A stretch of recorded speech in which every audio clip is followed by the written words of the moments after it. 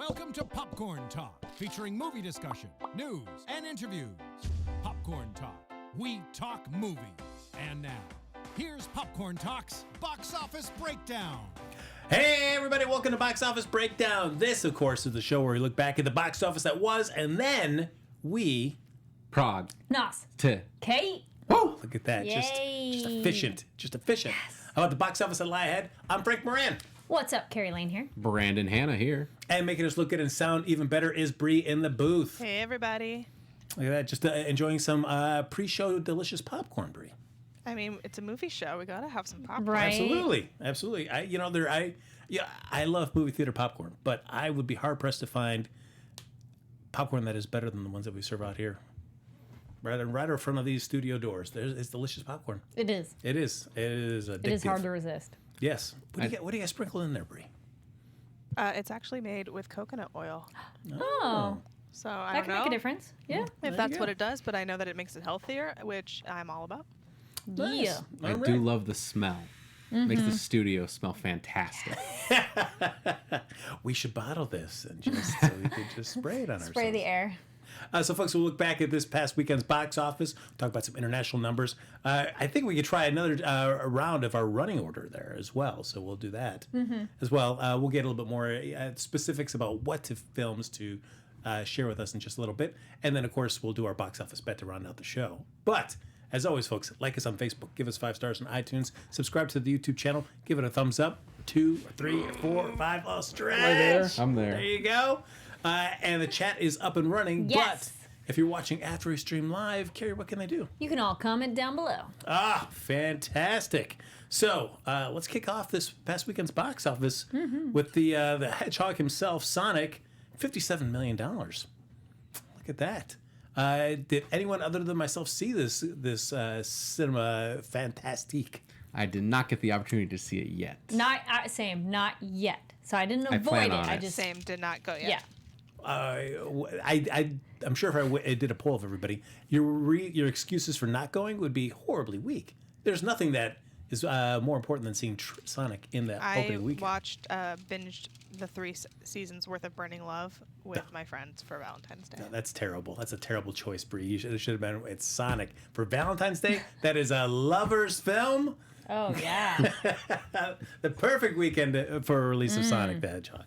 Yes, I did see it. It's as I was telling them a little bit before the show. It's better than you would think it'd be, given all the turmoil that was leading up to the show being this film being released, with the original model for Sonic being not well received, to say the least, with his weird eyes and his lots of teeth. But yeah, I mean which perhaps for the director's original vision would have, if his intent was to try to make a character that might blend more realistically in amongst human beings, maybe that was his intent. Who knows? But I think to make that choice as opposed to staying as faithful to the original look, I think it would have been better to stay faithful to the look, which is what they ended up doing. I think it was a smarter choice. Ryan B in the chat says, it's shocking to me that a movie like Sonic is making more money than a movie like Birds of Prey. Birds of Prey is rated R, Sonic is PG. Whole family. Big. Yeah. I'd say that's a big halt thing for people of like, ooh, rated R, we're not going. But PG, everybody could go. Very true. But also, I mean, I saw both of those films, and I know you guys talked about that last week. Birds of Prey was a dud. I didn't enjoy that film at all. So, Sonic, I enjoyed seeing Sonic. Not that I enjoyed it tremendously, but if I had to decide to see either of those 2 films again, I would rather watch Sonic than Birds of Prey. Okay. Not that great of a film. We'll have to report back. There you go. Yeah. Yes. We will. But it does have it had one of the highest grossing video game adaptation openings. It ended up beating Detective Pikachu. So. Wow. Yeah. That's impressive. I like Detective Pikachu. Yeah, Detective Pikachu was really good. That was another film that surprised me. Considering I was like, no, this is going to be whatever. But it turned out to be pretty good. Yeah. I mean, given the bad guys' plot was kind of like, what? Okay. Yeah. Also, Sega beat out Nintendo. What is this, the 90s all over again? I know. Look at that. And I will give it to Jim Carrey. That man, I mean, he wasn't phoning it in. Okay. That man brought his A game for this. Which I think you have to be the villain in that movie. Yes. I mean, I haven't seen it yet, but Dr. Robotnik, I'm like, I would hope so. There you go. And I mean, James Marsden, likably charming in that role. good. I mean, he'd done a Hop before, so used to working with in that kind of milieu. But yeah, I would be. And there's stuff at the end of the film that sets it up. If it gets a sequel, and considering how well it's opened, I think it's gonna get a sequel at least. Yeah, I'm excited to see Jim Carrey portray that character. I think it's been a while since we've seen him kind of be this big goofball cartoon character in a major film in quite some time, and I feel like it could have very easily crashed and burned, but I think based on what I'm hearing, it actually came across really well, which makes me excited. Which I thought this was interesting. It is Jim Carrey's second highest 3-day domestic opening since 2003 with Bruce Almighty. That's quite some time. That's a That is long cool, yeah. time. But I was looking, then I was like, gosh, really? That's so long.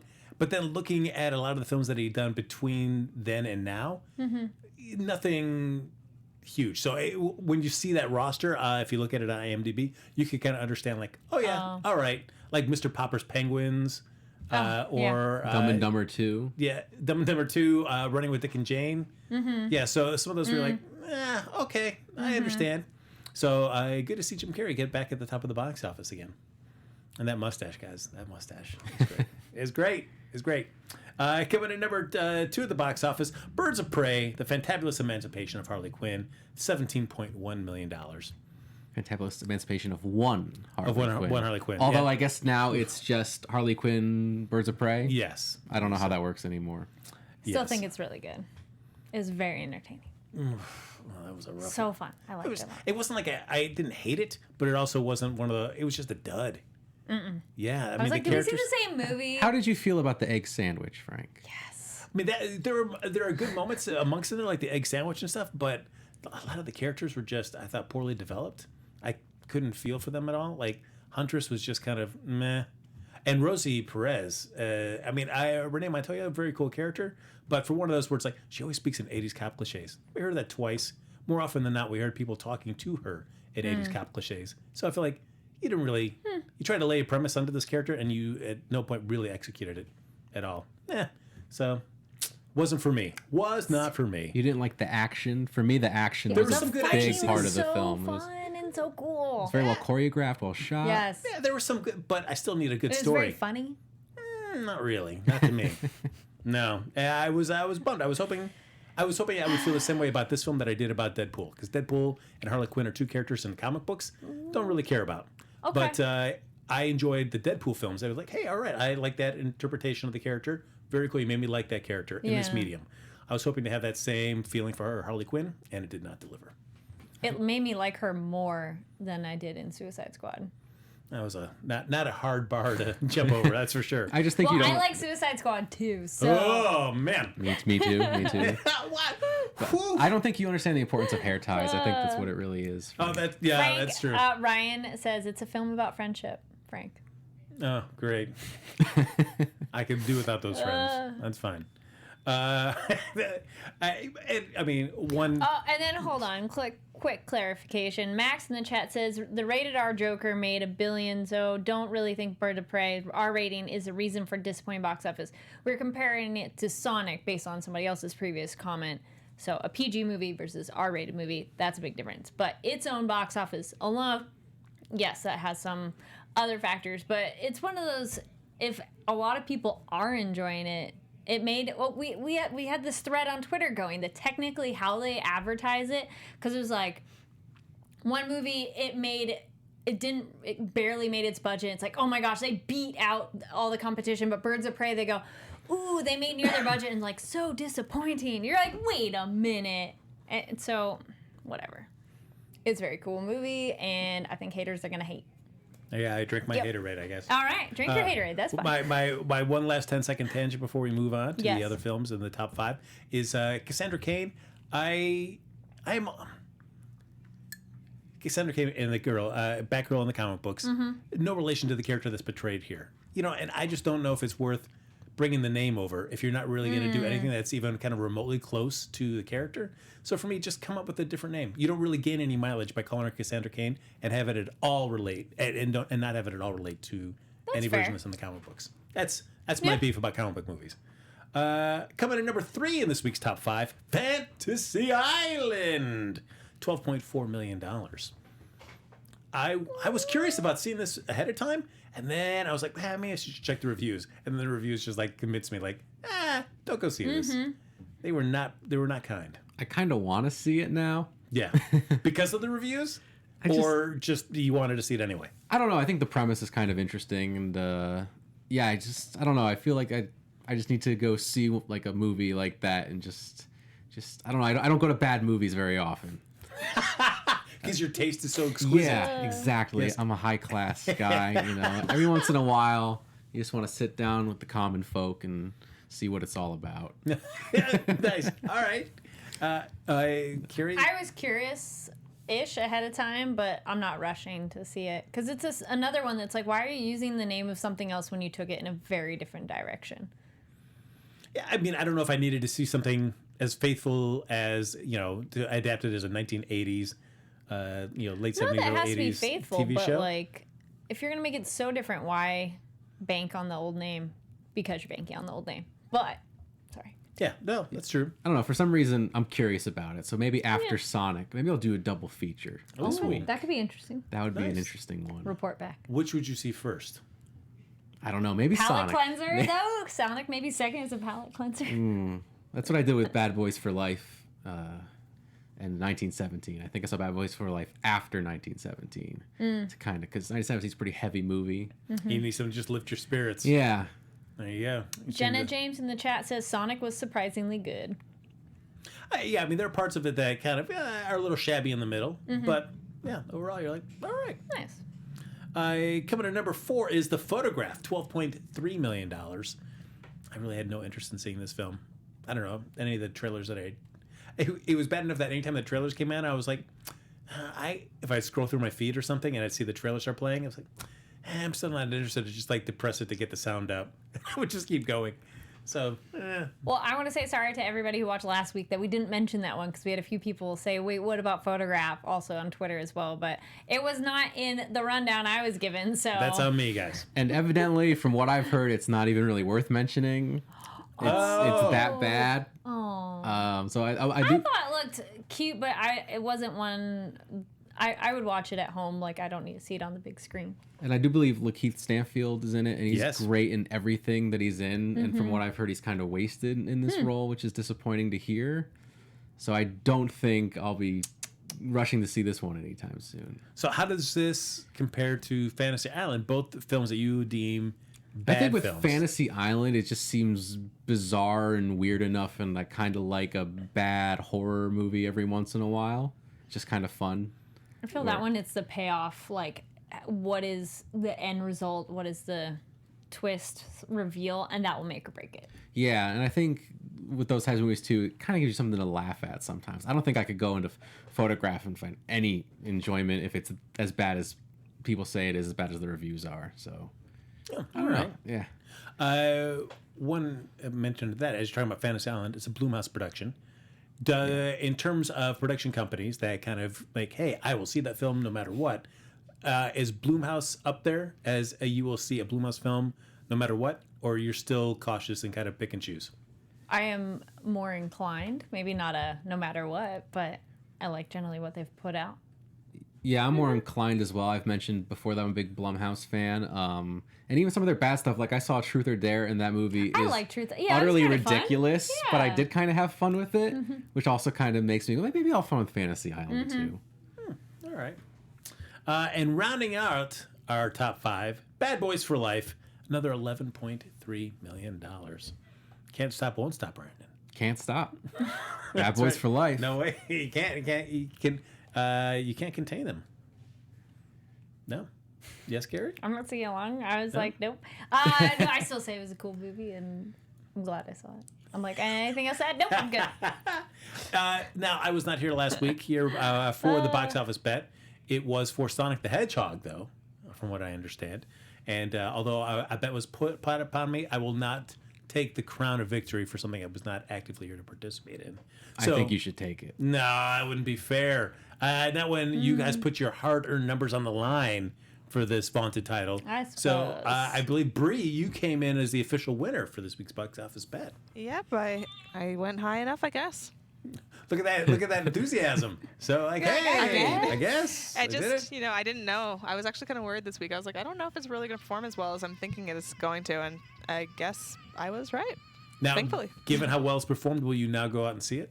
I mean, I'm going to go see it at some point. I just am not like rushing to the theater. I think that's kind of what was said earlier. Yeah, just kind of a slow Yeah, trot. it's not like one of those ones where I'm like, I need to go run right now and see this movie. Mm-hmm. But like, I'll see it eventually. I mean, if you need to leave partway through here because of a showing that lines up. I mean, Okay, I'll leave right now. Okay, all right.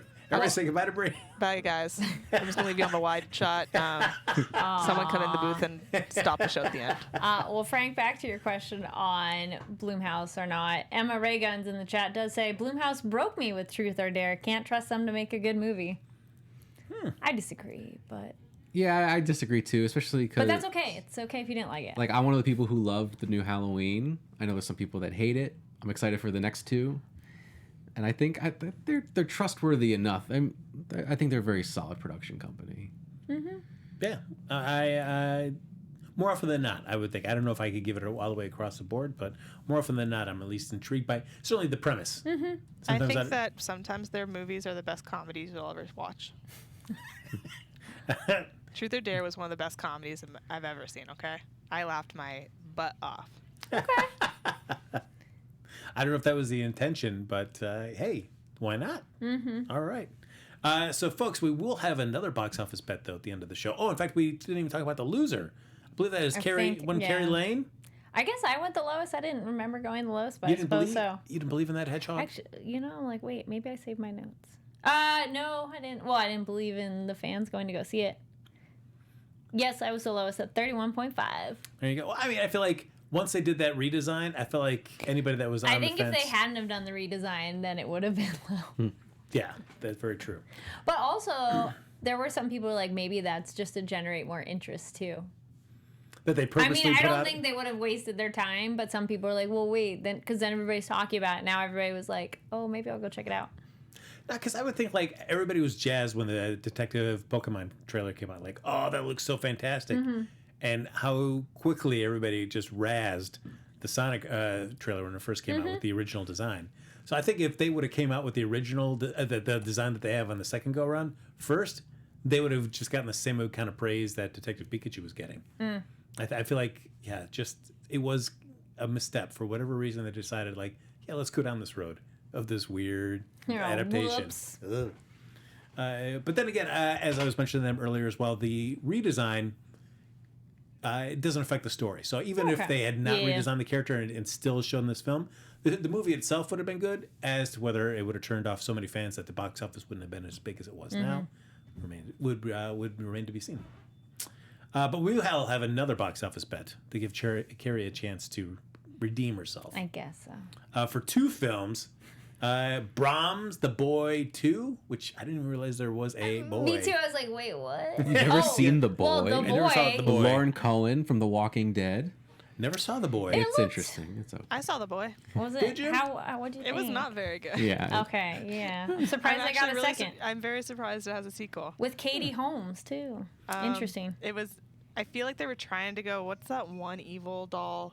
Annabelle? In Florida? No, the boy one. Oh, yeah. The It's like I think he lives in Florida, and Yeah. he has it's a really creepy looking like sailor doll. I think they were trying to basically. It's on the Lore podcast Interesting. and Do Lore that show. one? That would be a good one because that doll's weird and creepy. Yeah, I think they were trying to do that That's one, but then probably they one of just the made better like a episodes, weird too. mannequin looking doll. That Yeah. I feel it's like the same with Annabelle. Like Annabelle was a Raggedy Ann doll. Like why did we make her a different doll? Yeah. All right. So we got Brahms, The Boy 2. I don't want to say The Boys. And then also The Call of the Wild. Harrison Ford and Karen Gillan and a sweet CGI at times dog. And shout out to Kara G. She's on The Expanse. Oh, look at that. So I was like, yay. All right. So nice. So those are the two films that are vying for your vote there in the chat. So start voting away now, and we'll do the box office bet towards the end of the show. But in the meantime, we'll talk some international numbers real quick. And that, of course, is, again, Sonic the Hedgehog. It's after, which did great for Paramount because they had pricey duds with Gemini Man, Terminator, Dark Fate, and Rhythm Section. They finally got themselves a movie that got some traction at the box office. especially with its only $87 million for its production. So Sonic, after its 4-day projected total, was $64 million yesterday morning to be around $68 million as of this morning right now. So already doing well enough to, at least domestically, even recoup their initial investment. So, all right, finally, Paramount, something good going their way. Yeah. You're like, oh. Yeah. Oh, you guys did it. All right. Darn. I mean, that because I feel like Sony was in that way, too, until Bad Boys came around, too. Bad Boys for Life. Both of those studios were facing a series of really bad choices at the box office. Because, like, Gemini Man, Terminator, Dark Fate, and Rhythm Section, but I feel like Terminator Dark Fate, out of those three, I enjoy that one the most. Yeah, I thought Terminator Dark Fate was a good movie. I thought it was cool. Yeah, I think maybe ultimately it felt too little too late because we've had so many bad Terminator movies since. Although I do kind of have a soft spot for Terminator Salvation, maybe just because it's so different from the other ones. It doesn't have the time travel. Yeah. But yeah, I can see why people weren't rushing to the theater to go see that movie. But it was actually pretty good. I enjoyed it. You should check it out if you're a Terminator fan. And Gemini Man, for as cool as the concept was, it just so under-delivered what I had hoped it would be. It was a shame. But no, it is cruising well here. And in second place is, of course, Birds of Prey with $19.6 million for its 4-day weekend. And it's supposed to be expected to be at 61.7 by the end of Monday. So not too bad. Then we got Fantasy Island right now with $14 million, while The Photograph, $13.9 million over 4 days. Cinema Score gave it a B+, while Fantasy Island was a C-. That's bad.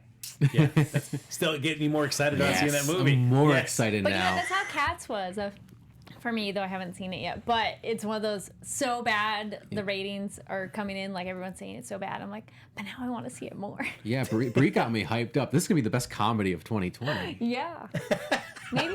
It's going to be the biggest cult phenomenon that we've seen of our age. Okay. I'm pictured 20 years down the road. People are going to be singing litter boxes watching this movie. They're going to throw feces at the screen or something. I don't know. Oh. What do cats do? Space. They're going to spay the screen. They're going to knock over their cups. They're going to drink out of milk saucers. Like, this is what this movie will become. Brie, would you, if somebody was doing like a midnight screening and they said, "Hey guys, you're going to be sitting in litter boxes watching this movie," would you genuinely be excited to go? 100% not. But you know what? They have those No, cool... I'm not going. But I will watch the video of other people doing it. Have you guys seen the Halloween candy thing where you essentially make brownies and you can put them on grape nuts, and so it looks like a litter box? It's a Halloween. Ooh. Okay. I don't know about that. All right. Ooh, that doesn't sound good. It was a creative one. Really? I thought that was such a neat idea. Same idea. I went to a baby shower and they had candy bars that you mushed in a diaper and you had to guess what candy bar it was. By taste or by smell? Smell. Smell. You did not have to taste it. Look. And look, you can open the diaper. Okay. But the grape nuts one I thought was funny. Before we continue, though, I feel like as we were mentioning cats, Brie's got an important announcement for all you fellow cat lovers. Brie, what's the latest on cats in terms of people want to be able to take the experience home with them? Oh, yes. So we now have a release date for Cats the movie. If you didn't get the chance to run to see it in theaters, like I know everybody wanted to, we now have the chance to watch it at our own home. Let me just pulling up the actual dates right now. So you can pounce on it then? I'm just pulling up the actual thing from Playbill. So, okay, here we go. If you would like to watch it on digital, it'll be March 17th, which is St. Patrick's Day. I feel like that's not a coincidence. They're like, people are going to be drinking. Let's put it out this day. And then if you want to own the Blu-ray and DVD, you can do that as of April 7th. So, Is there any commentary that goes with this film? like, you mean... Like a director's commentary? I'm trying to see. Any of the actors going like, I don't know what I was doing here. He just said to move around, and I did, like a cat. I don't see any... Well, that's truly lost. If we can't get anybody on record talking about the experience of making this film, that would be a disappointment. Let me read through this article a little bit more, and I'll let you know. Well, And I was going to say speaking of before DVD DVDs, releases, yes, go for it. wanted to let you all know that Ford vs. Ferrari is available on DVD now and Blu-ray. Also with the Blu-ray, there's an 8-part making of documentary, so go check that out. I'm very excited to watch this and get into the documentary of it because I'm only hearing good things about the movie and the idea. I love making ofs, especially like if they really get into the history of it, and since it's based on a true story, I'm very excited about that. So go check it out. Ford vs. Fry on Blu-ray and DVD. I know, Okay. Brandon. It's Before available now. I've got more information for you, Frank. lay it on us. The physical releases will include a number of bonus features, including a feature-length commentary track from director Tom Hooper, and Great. featurettes exploring the film's live singing, the art of dance, the physical scale of the film's sets, how the performers learn to act and move like cats, and more. Holy cow! So there will be those features for you, Frank. Now, Bree, you said before the show that like, no. I'm just gonna get it in digital. I don't need to own a copy. But knowing now all this gold that is going to be on the actual physical product, does that change your mind? No, because it'll be on YouTube. All right, fine. Yeah, that would be interesting to watch a video about how everybody learned how to move like a cat. Oh, I just want to see James Judi Dench and Sir Ian McKellen learning to move like cats. if they keep those cameras rolling after Tom Hooper calls cut, just so we can see them reacting like, "What the f am I doing?" Aww. Sadly, Okay, wait. Before that one too, another one. So not on DVD, but coming to theaters this Friday. Wednesday the 21st. Comes out on February 21st. Is Ride Your Wave. It's a new anime movie coming out. It's bring your tissues, you will cry. It is kind of in the vein of a little bit of a Ponyo style animation, a little bit of Penguin Highway. It's from G Kids. And the director is the same person who had Devilman Crybaby, which some people saw on Netflix. And it's very emotional, and it's a tale of romance, grief, and self-discovery. Bring your tissues, but it's really good. Pacing, maybe I was reading somebody's like the pacing's a little weird because it's kind of the falling in love and maybe a little slower and then a shift. But I didn't notice that when I was watching. I thought it was really entertaining and cool characters, and I like the style of art, and it's very pretty and makes you want to go to the beach too because it's about a girl who's surfing and falls in love with the fireman. Oh, who hasn't been there before, right, Brandon? It's I mean, cute. come on. Who hasn't fallen in love with a fireman? That's right. Tale as old as time. Yes. All right, folks. Before we do our box office bet, we've got to figure out what next week's top 5 is going to look like. Again, we've got Brahms, The Boy, Part 2, as well as The Call of the Wild. Do we see either of those films toppling Sonic the Hedgehog? I think Call of the Wild might. I think it might do it. Have you read It's either of you read the Ford. book? I have No. not. I have not either. I think it's a big enough family film. There's a dog in it as like the lead character. Harrison Ford too. Even though it's a CGI dog. People do love Harrison Ford. I love Harrison Ford. I mean, I am a huge Harrison Ford fan, but admittedly there are Harrison Ford films. I'm not like every It's not- Harrison yeah, Ford you that's gotta true. go see. I don't know. I mean, the trailer looks intriguing. I know some people are like, that dog with CGI. It looks a little weird to me. Yeah. Also, that movie makes me look. I'm just like, this is gonna make me cry. The trailer makes animals in danger. I feel like there's a website that just does the dog die, and you can look up ahead of time. Oh, there you go. Well, I feel like Carrie, that's all I need to. if you feel you need to look it up, find out. Because having not read the novel, I don't know anything about how this film is. But I mean, out of the two, yeah, I don't know, I can see that one coming in number 1. I feel that would do better. I typically avoid movies about dogs. You just never know. But that website, it might be a good idea to check out. It's Hey, wait, stressful. any movie that's centered around a dog, or any movie that just has a dog in it in general? That's centered around a dog, I guess, because you know it's gonna be sad in one way or another. Got it. They're But like gonna pull on your Independence Day, heartstrings. where they've got the dog that narrowly escapes getting incinerated in the tunnel, that's fine. That's fine. It's not about the dog. Got it. It's about Will Smith and Jeff Goldblum. All right. Neil But- in the chat says the CGI dog looks odd. Agreed. I'm like, I don't know. It might be a little better in the movie. It might just be the trailer, but Very true. yeah. Yeah. All right. So do either of you? Both of you think number 1 for Call of the Wild? I think See you so. See you later, Sonic. I It was fun while it lasted. I think Sonic won't be too far behind it, but I think it'll take over. I'll throw a curveball and say it'll be second, just to be contrary. Ooh, the Call of the Wild will be second. Yeah. Do Sonic. Wait, are we doing our top 5? Go for it. Fishing? Okay. Sonic, Call of the Wild, Birds of Prey.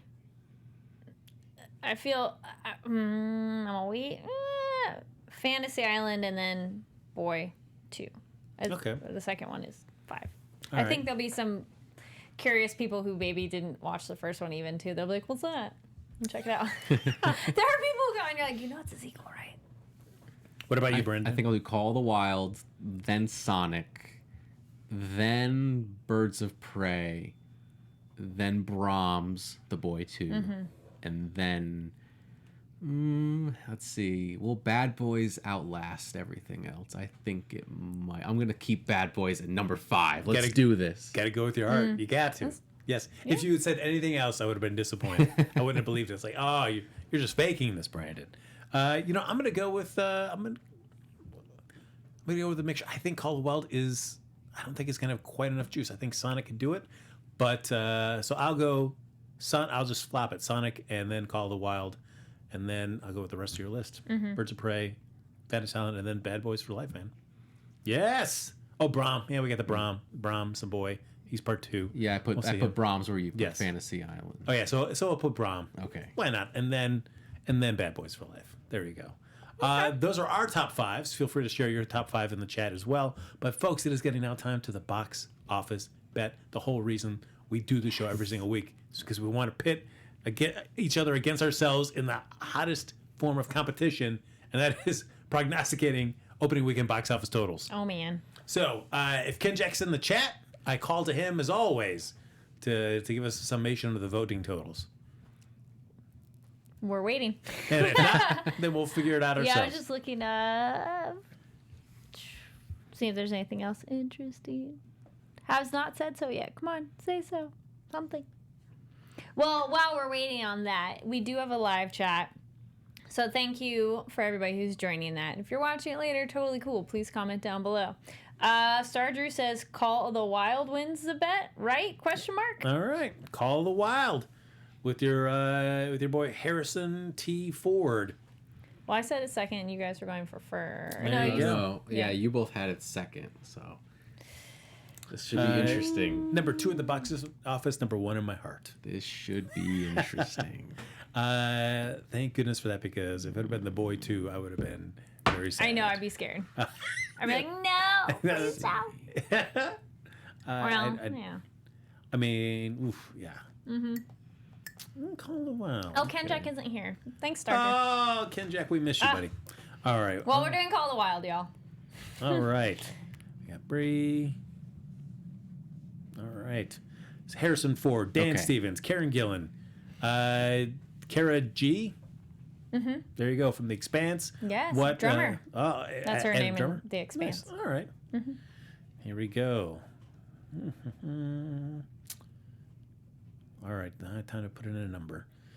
I feel pretty good about mine. Oh, all right. I like that. Brad, get in playing the head games already. I feel very good. Yeah, I feel okay. I'm gonna extremely start confident. working in psychological warfare into That's this right. every week. There you go. All right, I'll go. All right, Bree, you got a number? Yeah, I am ready. I thought I was going to say your name, and it would have been like, sorry, she went to go see Sonic, everybody. But she's here. She's still here. All right. I mean, I already did go. I watched half of the film. I came back. Oh, perfect. Great. All right, Bree, what do you have? I'm going to go with 17.3. All right. I also have a secondary vote from the booth here. Okay. Ryan Nilsson is putting in an 18.5 bet, and he is saying if he loses, he will come in dressed as a Wookiee. like actually dressed as a We're still Wookiee, waiting for or the just butler. wearing like a sweater that kind of makes him look like They a want to Wookiee. know, Ryan, if you're going to actually dress like a Wookiee or just like wear a sweater. Yeah, you got to go full Wear Wookiee. a onesie, a pajama Wookiee onesie. Okay. All right. And I want to hear your greatest Wookiee roar. He wants to hear your greatest Wookiee war. That's good. All right. And then, just in case anybody was curious, it's Kara G. I don't Cara, and then Gee. In case they were not hearing that name right. Oh, all right. Just in case. But yeah, she's drummer on The Expanse, which is really cool. Brandon, what do you have, sir? I'm shooting for the moon. Yep. $40.8 million. Ooh, I like it. I like a man who, and we know that Brendan feels good about this. So, folks, bet Feel it in accordingly. my bones. All But right. you said it would be number 1. Yeah. So All right. All right. 28.7. 28.7. All right, and I went just with man. Everybody's got the decimals. I'm missing out on the decimal game. I just went with a solid 32. All right. Rookie score. That's a losing score, Moran. Way to bet to lose. All right, man. This is some. This is gonna come down to some. Ooh, I like this. Not much room to navigate there between Bree and Ryan, but I feel like we've lost the chance of seeing Ryan in that Wookiee onesie. So, Bree, can you wear the Wookiee onesie instead? I could probably wear the Wookiee onesie. All right. I mean, I feel like Ryan, I appreciate him doing that bet, but I feel like he's out of the safe zone. But no, I also feel like then we're just picking at something for Bree to have to do. So that's not fair. We should decide if we're going to do something, we need to do it before the bet. Because then I feel like, well, what are we going to do to Bree? I have a Boba Fett onesie at home I could wear. Just whoever loses has to come in a onesie. In a onesie. All right. I have a bunny onesie. There you It's go. a pink bunny. It's because we did it after a Christmas story. Oh, nice. You'll shoot your eye out. Yep. There you go. Folks, that's going to do for this episode of Box Office Breakdown. As always, like us on Facebook, give us 5 stars on iTunes, subscribe to the YouTube channel, give it a thumbs up. 2, 3, 4, 5, stretch! And folks, thanks everybody for hopping in the chat. But if you're watching after stream live, Kari, what can they do? Yes, comment down below. What did you watch for Valentine's weekend? Oh, that's right, for lovers only. No, any kind of love, whatever.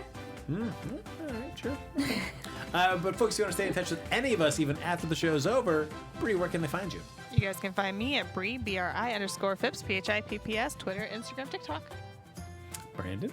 You can find me on Twitter and Instagram at BrandonHanna07. And you can find me online at Kari D Lane. That's KARIDLANE. Follow me on Twitter and Instagram at HappyGoJackie, and make sure to follow Bree because she's going to be announcing the big screening plans that she's going to be setting up for that Cat release when it comes out on DVD and Blu-ray. We're all excited, Bree. We're all excited. Super. Yeah. You better be. You're all coming. Yes. Oh, God. Oh. All right, folks, that's going to do it for this episode of Box Office Breakdown. We'll see you back here next week. Go see some movies. From producers Maria Menounos, Kevin Undergaro, and the entire Popcorn Talk Network, we would like to thank you for tuning in. For questions or comments, be sure to visit popcorntalk.com. I'm Sir Richard Wentworth, and this has been a presentation of the Popcorn Talk Network.